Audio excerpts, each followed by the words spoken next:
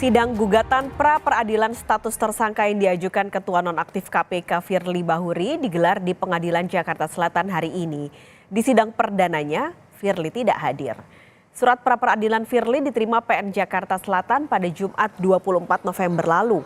Sidang pra-peradilan hari ini akan memutus sah atau tidaknya penetapan tersangka Firly Bahuri dalam kasus dugaan pemerasan terhadap mantan Menteri Pertanian Syahrul Yassin Limpo. Namun pengacara Firly Bahuri menyatakan kliennya tidak hadir dalam sidang perdana hari ini. Sebelumnya, Firly ditetapkan sebagai tersangka dugaan pemerasan dan gratifikasi oleh Polda Metro Jaya, namun hingga kini Firly belum juga ditahan. Tentu saja dalam proses persidangan ini kami berharap tentunya permohonan pra-peradilan kami ini dapat dikabulkan.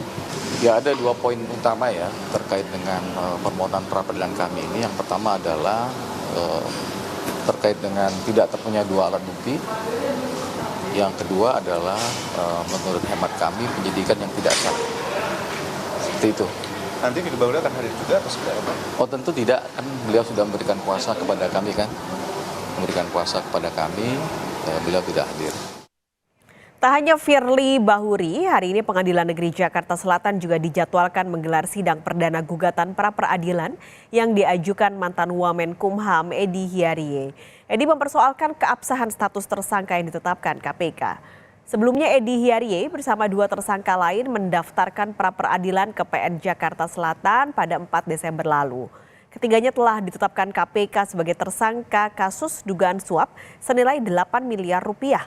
Mereka disebut menerima suap dari Direktur Utama PT Citra Lampia Mandiri, Helmut Hermawan. Informasi lebih lengkap sudah ada jurnalis Kompas TV Renata Panggalo di Pengadilan Negeri Jakarta Selatan. Renata, bagaimana jalannya sidang perdana pra-peradilan gugatan Firly Bahuri dan apa sebenarnya alasan Firly tidak hadir hari ini? Ya, Paskalis dan juga saudara, baru saja telah selesai sidang perdana gugatan pra-peradilan yang dilayangkan oleh Firly Bahuri pada termohon yakni Polda Metro Jaya, yang dimana tadi sidangnya mulai sekitar pukul 10 dan sudah berakhir. Tadi ada setidaknya 10 poin petitum gugatan yang disampaikan oleh pihak kuasa hukum Firly Bahuri, yang memang kalau pada intinya kita lihat ini meminta untuk membatalkan sejumlah hal seperti penetapan Firly Bahuri sebagai tersangka, kemudian juga menyatakan surat perintah penyidikan yang diterbitkan oleh Polda Metro Jaya ini dibatalkan, kemudian juga penyidikan yang dilaksanakan oleh termohon ini bisa segera untuk ataupun dinyatakan tidak sah terkait dengan kasus pemerasan, kemudian juga menyatakan sprindik yang dikeluarkan ini juga tidak sah. Maksud kami menyatakan termohon untuk mengeluarkan surat perintah penyidikan atau SP3. Nah, memang kalau yang kami lihat dari 10 poin ini juga sudah dijelaskan ada beberapa alasan hukum mengapa kemudian hal-hal ini harus dikabulkan. Kalau yang kami lihat ini yang pertama adalah menurut pihak kuasa hukum pra-peradilan ini bisa membatalkan penetapan tersangka dari Firly Bahuri karena laporan polisi ini ditindaklanjuti langsung pada tahap penyidikan dan tidak melewati tahap penyelidikan terlebih dahulu, karena kita lihat kemarin juga dikeluarkan langsung sprindik ini berdasarkan keterangan dari pihak kuasa hukum.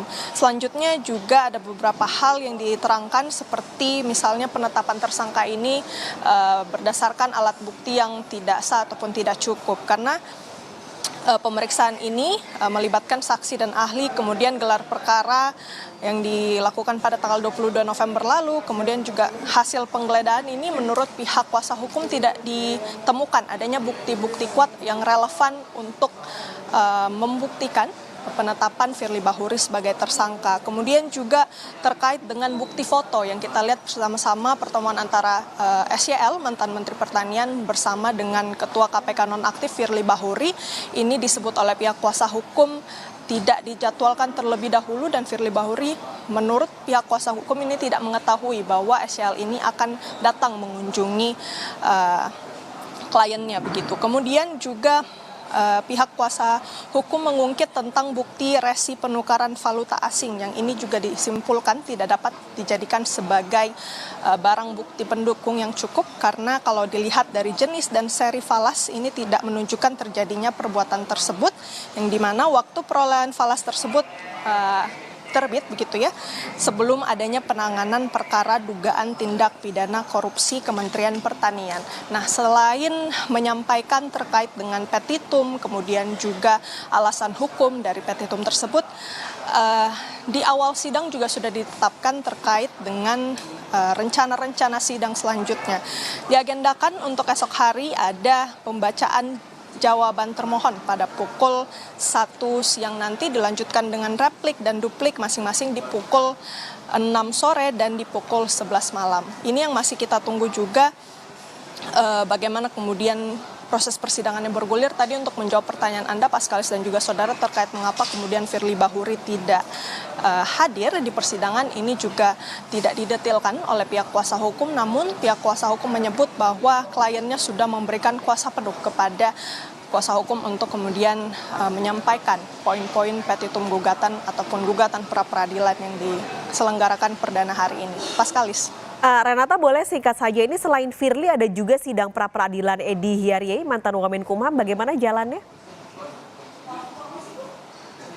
Ya, sampai sekarang untuk sidang perdana gugatan pra peradilan Wamenkumham Edi Hiarie sampai saat ini belum dimulai. Kalau yang kami dengar informasinya ini akan digelar di ruangan yang sama, di ruang sidang utama. Untuk sekarang baru selesai untuk sidang gugatan pra peradilan bagi Firly Bahuri. Nanti kita nantikan kapan kemudian akan diselenggarakan, dilanjutkan untuk sidang gugatan pra peradilan untuk Wamenkumham Edi Hiarie.